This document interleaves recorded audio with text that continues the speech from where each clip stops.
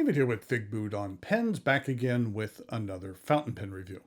Just as a note here up top, the sale of my latest project, the Visconti Voyager Del Mar, went very well. I do still have a couple of pens available, so if you are interested in picking one up, you can check them out at my website, figboot.com. Okay, but today we're here to talk about two different pens. They were two pens released by Narwhal, inspired by Earth Day. They are two Horizon models, one called Desert and the other called Gaia. The company has said that they will be contributing a portion of the proceeds of these pens to NGOs supporting the cause of sustainability. What I am going to do today is go over the parts and features of these earthly offerings, talk about what I care for and what I don't care for about them. I'll show some measurements, size comparisons, and provide a writing sample. Thanks go out to the good folks at Narwhal for providing these pens for review, and I will be giving one away to one of you. So stay tuned to the end of the review to learn how you can have a chance to make one of these pens your very own. They arrive in these colorful boxes. The sleeve slides off, and then inside we have a combination warranty and use and care guide. It's kind of like a combination Pizza Hut and Taco Bell. As I mentioned, there are two different pens in this series. There is the Desert, and then there is the Gaia. And here they both are. The Desert and the Gaia. In regard to the giveaway, stay tuned to which of these will be up for grabs. But for the sake of this review, let's focus on the Gaia. Here's a look at both pens, but the Gaia is the green one on top. I'll provide a closer look at the Desert model during the size comparisons. Gaia was the Greek goddess of Earth, and in that realm was the mother of all life. This pen is made from an intriguing blend of blue, green, and yellow resin, which are reminiscent of Earth's life-giving elements. With the nature of this resin, each pen will look slightly different, but on the one I have, I do care for the smooth and flowing transitions between those colors and shades. The color palette works well, in my opinion. Let's take a look at the parts and features of this pen. The top of the cap is crowned with a green metal rounded finial. This transitions into the traditional Narwhal clip, which is also green, as is all of the rest of the trim on this pen. And the clip is accommodating. The cap angles up until about this point where it's straight for the last inch or so. Then we have a unique element of this pen, which is the wavy cap band. The curved metal ring represents the waves of the ocean. On the front, it's stamped with the company logo, and wave imagery encircles the band. It's unique. At the end of the cap, there is a medium-sized step down to the barrel, which begins with a generous ink window. I do like how the waves of the band provide a wider peak at portions of the window while the pen is capped. This transitions into the barrel, which has an even rate of decline until you reach the piston knob at the end, which on the one I have here is interesting because on one side is a light sky blue and the other side is that flowery yellow. The cap twists off with 2 1/4 rotations, and underneath we have an in-house stainless steel nib. And this one is, as you can see, green. The nib is slightly smaller than a traditional number 6, but larger than a number 5, so we'll call it a 5.5 nib. It's available in fine, medium, broad, double broad, and a 1.1 stub. And here's a look at the plastic feed. The section begins with the cap threads, then it is straight until an angled transition to the aforementioned ink window. Having the threads at the beginning of the section can be both a positive and a negative in my opinion. The positive is that the threads do a good job of acting as a positive deterrent, preventing your grip from slipping off the end of this section, though I don't find the section to be slippery at all. For me, the negative is that the threads are thin and narrow, and when inking the pen, ink will get into the crevices there of the threads and can be rather difficult to extract with just a dry tissue or a paper towel or a cloth. You need to have something with a bit of moisture in order to completely extract the ink here. Franklin Christoph has this design element on a number of their pens, but their solution to this issue is to have more wide and blocky threads, which are easier to clean after inking. This isn't a major issue here, more of a pet peeve on my part. The pen feels very comfortable and well balanced in the hand.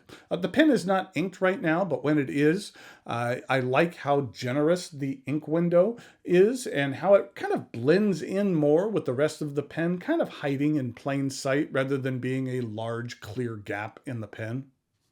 The cap does post. It does post rather deeply and plenty secure. I don't find that posting backweights the pen or throws off the balance, so if you're fond of posting your pens, this one will work well for you.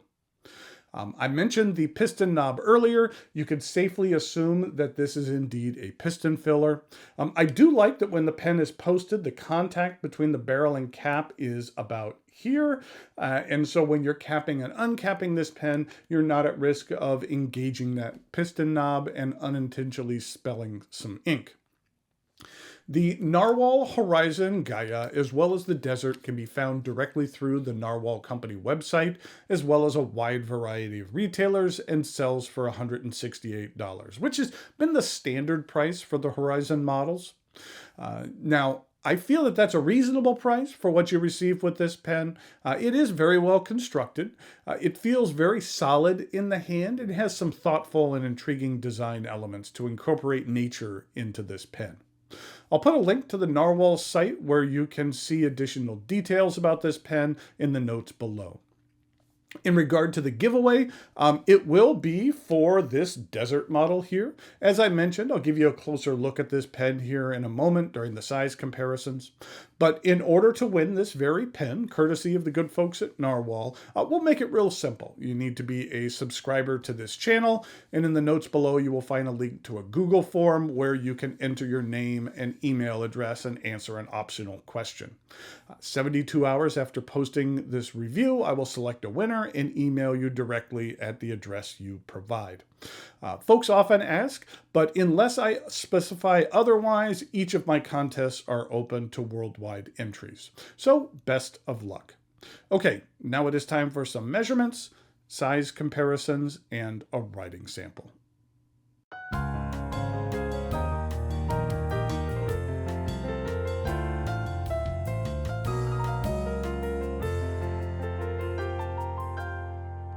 So here we go with some size comparisons. This is the Nahvalur Horizon Gaia, as well as the Desert. I said that I would give you a closer look at the Desert, especially since that's the one that's going to be given away. And this one has a lot of earth and sand tones. Again, every pen's going to be different, but this is the one that's going to be given away. And so don't forget, if you would like this pen, and you can see this has a nice gold-colored nib with the Nahvalur logo on that. Make sure to enter via the Google Forms in the notes below. But in regard to some other Nahvalur models, here is a recently released, this was called the Rainbow Ras. I believe that was a Gold Spot exclusive. And then here is one of the Nautilus models. And then this was the Original Plus demonstrator. And in regard to some non-Nahvalur pens, here it is with a Montegrappa Elmo and a Delta Dolce Vita. And then here it is with a Pilot Vanishing Point. In regard to uncapped comparisons, here it is with the Nautilus and the Elmo from Montegrappa, as well as the Dolce Vita from Delta.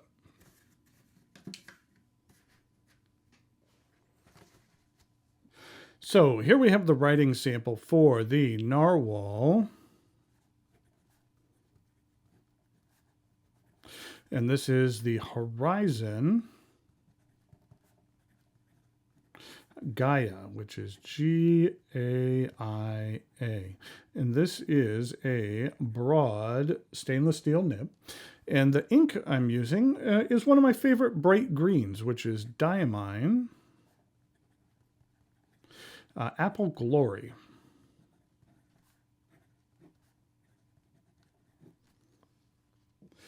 This is what the ink looks like. It's just a nice vibrant green that just really pops. Here it is in comparison to Papier's Plume's neutral ground, and then a little bit of a darker green, which is the Roaring Klingner Verdura. These are what the larger 80 milliliter bottles look like from Diamine. I always like that they put the name on top of there. So it makes it easier to see when you have a bunch of inks what that ink really is. It has a nice large neck to the bottle, and they make some very nice inks. And here we go with the rest of the writing sample.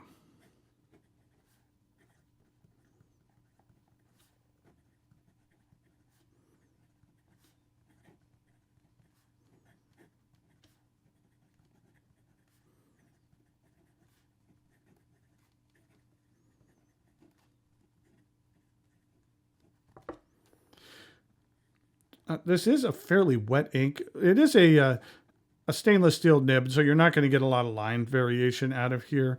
But you can see that this ink does have a bit of shading to it, especially when you have a larger amount that's put on the page. And with this broad nib, you do have a decent amount that's being put on the page. In regard to reverse writing, if I can, reverse does not start with W.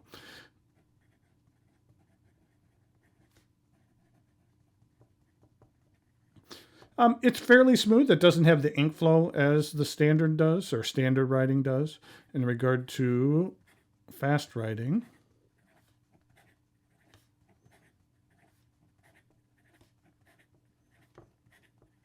the feed keeps up very well.